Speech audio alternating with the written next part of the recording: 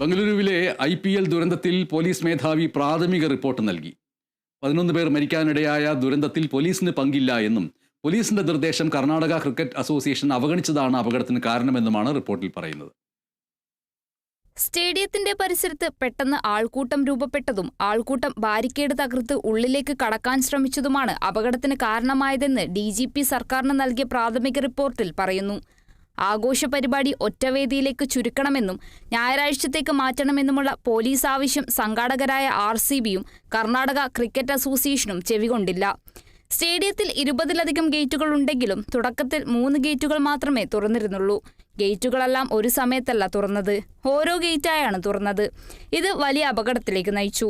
സംഘാടകരുടെ ഭാഗത്തു നിന്ന് വ്യക്തമായ ആശയവിനിമയം പോലീസിന് ലഭിച്ചില്ലെന്നും DGP സർക്കാരിന് നൽകിയ പ്രാഥമിക റിപ്പോർട്ടിൽ പറയുന്നു. അതേസമയം കർണാടക സർക്കാർ പ്രഖ്യാപിച്ച മജിസ്ട്രേറ്റ് തല അന്വേഷണം തുടങ്ങി. ആൾക്കൂട്ടത്തെ കൈകാര്യം ചെയ്യുന്നതിൽ ആർക്കാണ് പിഴവ് പറ്റിയതിലാണ് അന്വേഷണം.